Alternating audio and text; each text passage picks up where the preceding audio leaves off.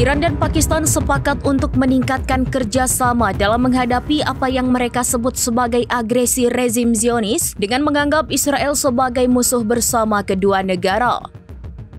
Kesepakatan ini mengemuka dalam pertemuan antara Ketua Parlemen Iran Muhammad Baqir Kalibaf dan juru bicara Majelis Nasional Pakistan Sardar Ayaz Sadiq di Islamabad pada Rabu 5 November 2025.